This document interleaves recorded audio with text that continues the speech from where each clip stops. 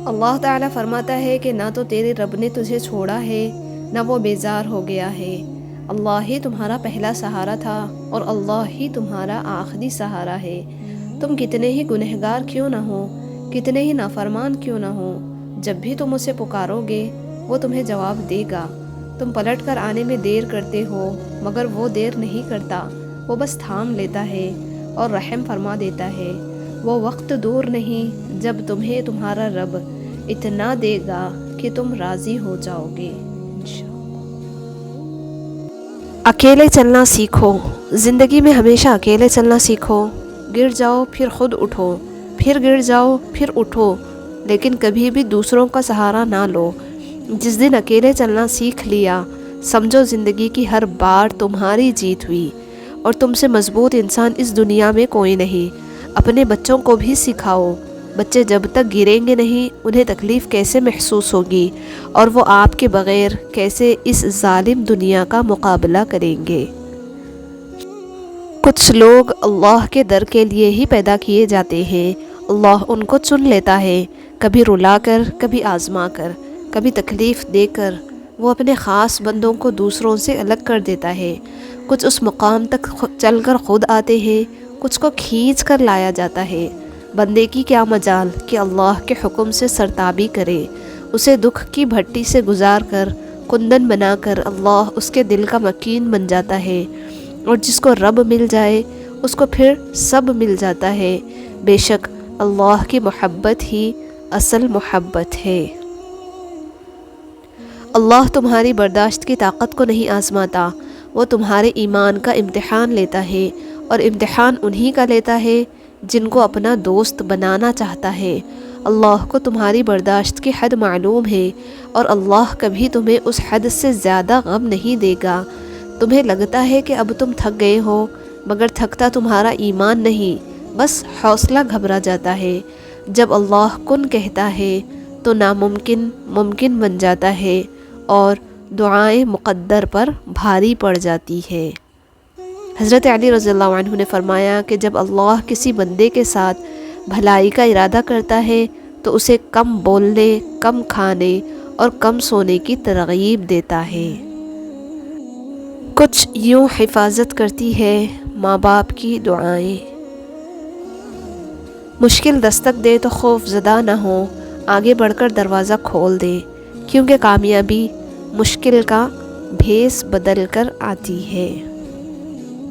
جس طرح بعض بچے وقت سے پہلے پیدا ہو جاتے ہیں اور کمزور رہتے ہیں، اسی طرح وہ محبت بھی کمزور رہتی ہے جو وقت سے پہلے پیدا ہو جائے۔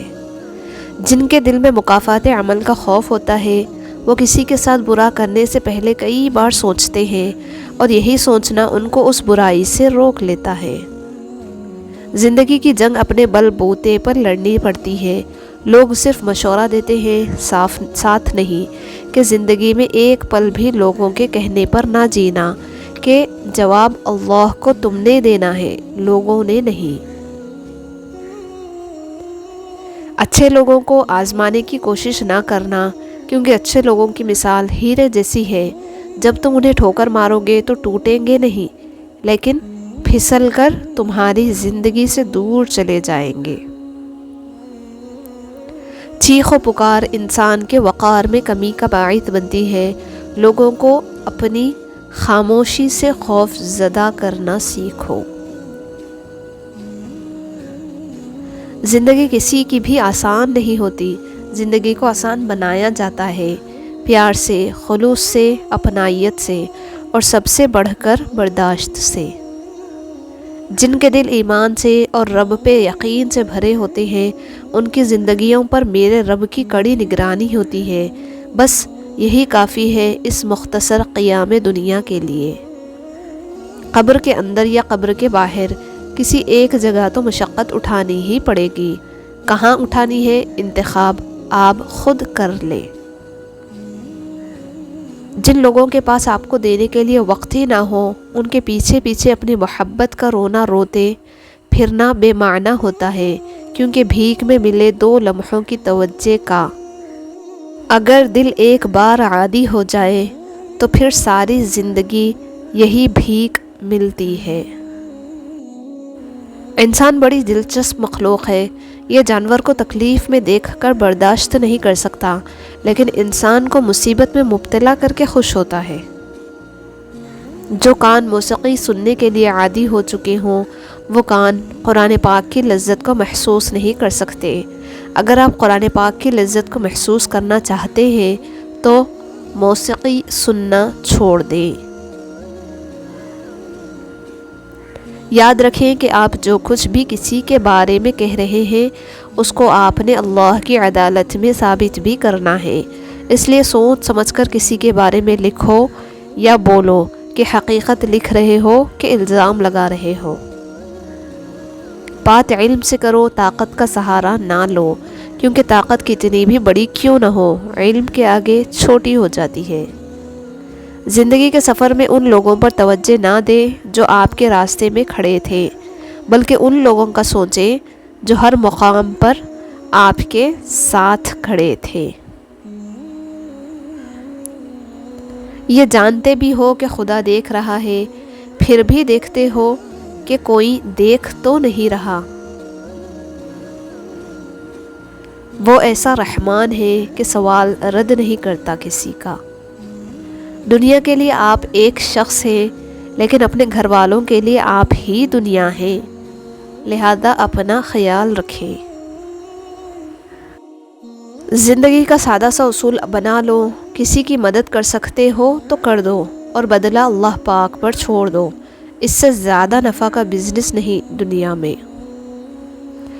حرام تعلق کبھی حلال نہیں بنتے، خواہ آپ کے چاہنے والے آپ کو سحری اور فجر کی نماز کے لیے ہی کیوں نہ اٹھاتے ہوں۔ خزاں سے گرے پتوں کو حقیر مت سمجھنا، کیونکہ انہی کے گرنے سے بہار آتی ہے۔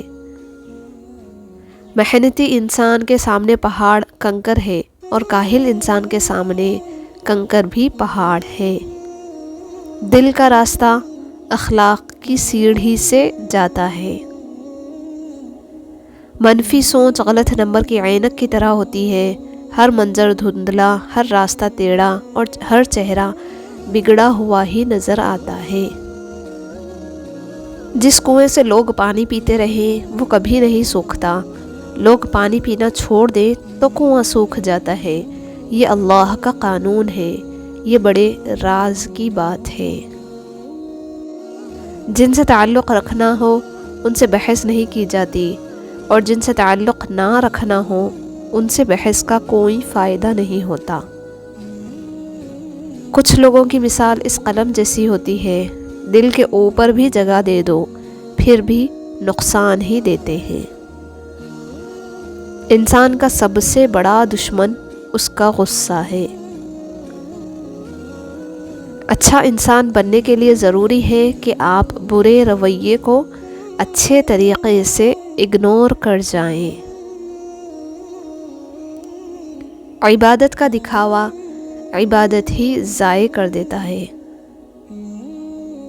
دوسروں کو سمجھانا مشکل ہو جائے تو اپنے آپ کو سمجھا لینا بہتر ہوتا ہے۔ جو گمراہی کے بعد ہدایت پا لینے کی قدر کرتا ہے اور زیادہ سے زیادہ نیکیاں کرنے کی کوشش میں لگا رہتا ہے تو ماضی کے گناہ اس کو غمزدہ نہیں کر سکتے۔ کچھ نیکیاں ایسی بھی ہونی چاہیے جن کا اللہ کے سوا کوئی گواہ نہ ہو۔ تقدیر سے لڑنے کے بجائے تقدیر بنانے والے سے دوستی کر لی جائے تو بن مانگے ملے گا۔ جہاں نماز پڑھو اس جگہ تھوڑی دیر بیٹھ جاؤ تاکہ بدن کے تمام حصوں میں سکون پیدا ہو جائے، پھر نماز کے لیے کھڑے ہو جاؤ، اس طرح کہ یہ خیال کرو کہ کعبہ تمہارے سامنے ہے، پلصراط تمہارے پاؤں کے نیچے، جنت تمہارے سیدھے ہاتھ کی طرف، جہنم تمہاری الٹی طرف، اور موت کا فرشتہ تمہارے پیچھے کھڑا ہے، اور سمجھو کہ یہ تمہاری آخری نماز ہے۔ فضول خیالات سے نجات ملے گی۔ اللہ نیکی کی بات پھیلانے والے کو جزائے خیر عطا فرمائے۔ آمین ثم آمین۔